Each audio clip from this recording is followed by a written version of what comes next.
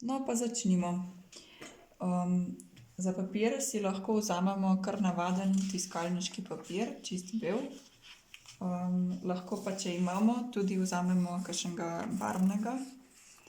In vzamemo en par flomastrov. Tukaj imam še eno elastiko, da bo skupaj zvezano na obeh straneh. In kar se lotim delati vzorec. En od vzorcev, ko je končen, lahko izgleda takole. Recimo. To pa naredimo tako. Pisalo držimo pod kotom, tako da če bi potegnili diagonalno črto, bi takole izgledalo. In pol kar napišemo pisano črko N. Takole. Pol pa ne dvignemo peresa, pisala, ampak kar nadaljujemo.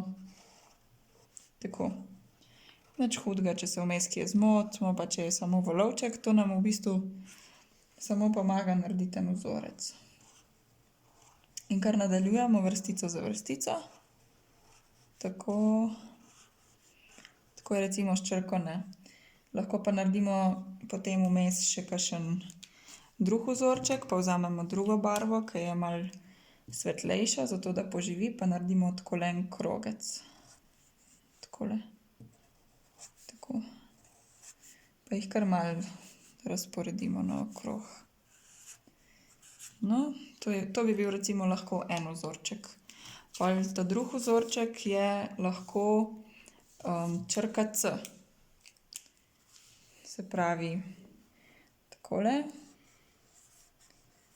Delamo črko C, pisano črko C. Pa dobimo takele valovčke. Lahko vmes tudi malo zamenjajmo vzorec, pa delamo samo tak valovček. Takole. Pa spet tega.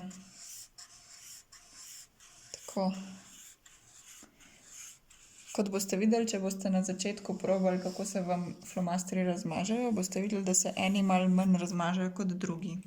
Pri meni recimo se tile roza in oranžni ne toliko fajn razmažejo, zato bom dala tukaj zraven še kakšne tele črtice, oziroma bom naredila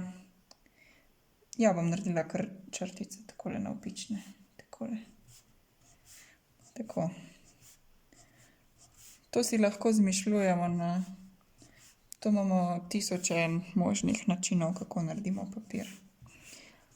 Ena stvar, na katero pa smo res lahko še pozorni, je pa to, da manjši in bolj gosti, kot bojo vzorci, lepše bo to izgledalo potem na končnem izdelku.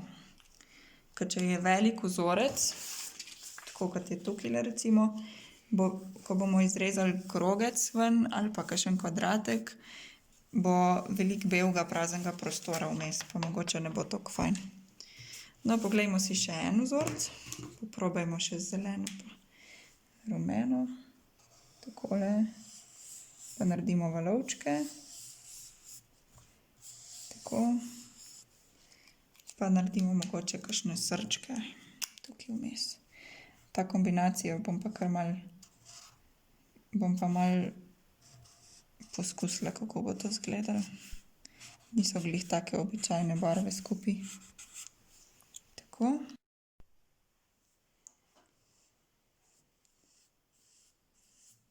Še eno idejo za vzorček vam pokažem.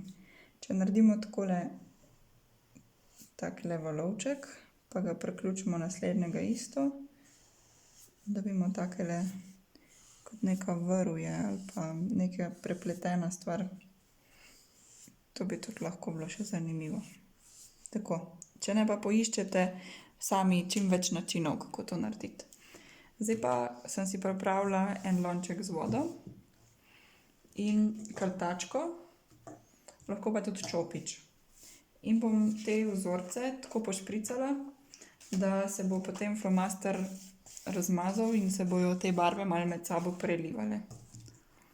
Pa kar pomočim krtačko, pa jo kar malo takole. Lahko pa tudi manjše pikice naredim, tako da s prstom podrgnem po krtački. Isto pa lahko s čopičem, ne.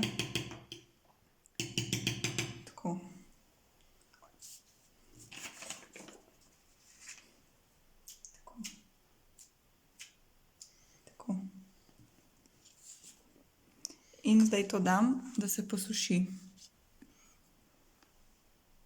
Večje kot bo kapljica vode, bolj se bo razmazalo.